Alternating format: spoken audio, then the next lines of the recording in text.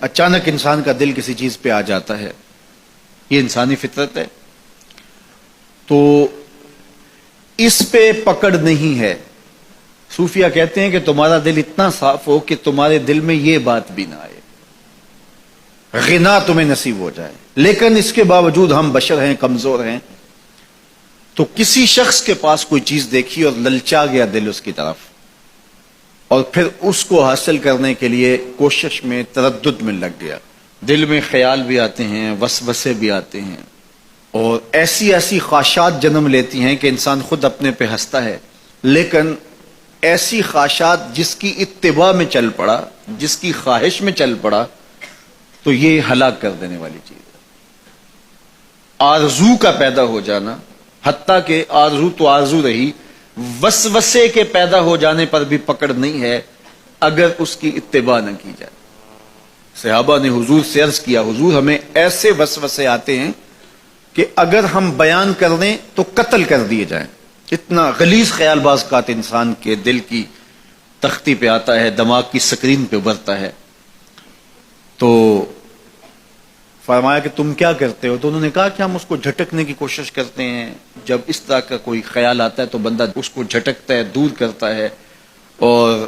بندہ خوف زدہ ہوتا ہے اور اللہ کی پناہ میں آتا ہے، اور اس کی ایک حالت ہوتی ہے۔ تو اس حالت کا انہوں نے ذکر کیا کہ ہم تو پھر یہ کرتے ہیں، تو فرمایا کہ ذالک صریح الایمان، یہ تمہارے واضح ایمان کی علامت ہے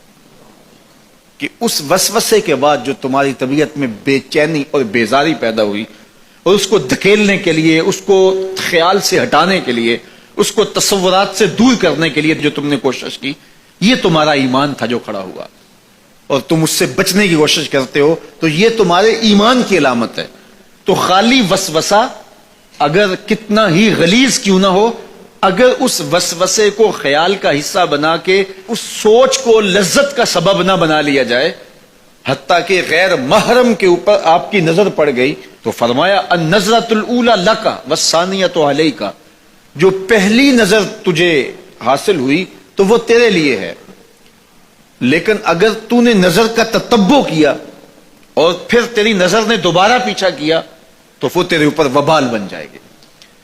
تو خواہش کا، وسوسے کا، اور کسی ایسی چیز کا دل اور دماغ کی سکرین پہ ابھرنا اور خیال پیدا ہو جانا، یہ کوئی بات نہیں ہے۔ انسانی زندگی کے اندر کتنے ہزار خیالات جو ہے وہ انسان کے دماغ میں جو ہے وہ پیدا ہوتے ہیں، اور پیدا ہو کر کے مٹتے ہیں، پھر نئے پیدا ہوتے ہیں۔ کبھی بھی انسان کا دماغ خالی نہیں رہتا، ہر وقت سوچتا ہے۔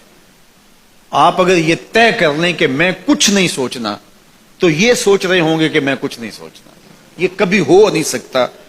کہ آپ کا دماغ ہو اور اس کے اندر جو ہے وہ کوئی خیال نہ چل رہا ہو، ہزاروں لاکھوں خیالات کا ایک ہجوم گزرتا ہے۔ تو انسان کا دل، دماغ اس طرح بھاگتا ہے۔ آپ اچھے لوگوں میں رہیں گے تو خیالات پاکیزہ ہوں گے۔ دیکھیے، آپ گندگی کے ڈھیر سے گزر رہے ہوں گے تو خیالات اسی طرح کے ہوں گے نا، اور اگر پھولوں کی روش سے گزر رہے ہوں گے، صحن چمن سے گزر رہیں گے تو خیال اس طرح کے ہوں گے نا۔ آپ جو ہے وہ کسی بازار سے گزر رہے ہوں گے تو خیال اس طرح کے ہوں گے، اور مدینے کی گلی سے گزر رہے ہوں گے تو پھر خیال اسی طرح کے ہوں گے نا۔ اس وقت آپ کے خیالوں کی دنیا کسی اور جہاں میں آباد ہے، اس لیے کہ آپ رسول اللہ کا فرمان سن رہے ہیں، لیکن اگر آپ کے سامنے کو گویا غزل گا رہا ہو تو پھر خیال کی وادیوں میں بھٹک کے کہیں آپ اور کھڑے ہوں گے۔ اب بات حضور کے فرامین کی ہو رہی ہے تو تصور پھر گنبد خضرا کے مکی کا ہی ہوگا نا، تصور تو پھر شہر حبیب کا ہی ہوگا۔ لیکن اگر آپ باتیں دوسری جانب کی کر رہے ہوں تو تصور پھر ادھر جاتا ہے، اور اسی لیے ہمارے علماء نے کہا کہ گانے کی طرز پہ نعت نہیں پڑھنی چاہیے، اس لیے کہ گانے کی جو معروف طرز ہوگی، جب اس طرز پہ نعت پڑھی جائے گی تو سن آپ نعت رہے ہوں گے، طرز سے آپ کے دماغ اور آپ کے خیالات بھٹک کے کہیں اور چلے جائیں گے۔ اس لیے یہ گوارا ہی نہیں ہے کہ ذکر رسول اللہ کا اور خیال کہیں اور جا رہا ہو، خیال آوارہ ہو اور بھٹک رہا ہو، جب تذکرہ حضور کا ہو رہا ہو تو خیال بھی گنبد خضرا کے مکی کا ہی ہونا چاہیے۔ تو یہ بات ذہن میں رکھیے گا کہ یہ انسانی زندگی کے اندر انسان کا خیال بھی بھٹکتا ہے، سوچیں بھی بھٹکتی ہیں، دل میں بھی کئی کچھ آتا ہے، لیکن پکڑ اور گرفت اس وقت ہوتی ہے جب انسان اس خیال پہ اپنے آپ کو اس راہ پہ ڈال دیتا ہے. لالچ کا پیدا ہونا بھی شریعت میں ماخوذ نہیں ہے. وہ تمہارے لیے جو ہے وہ وبال تب بنے گی جب تم اس کی اتباع کرنے لگ جاؤ گے، اس خواہش کے پیچھے لگ جاؤ گے.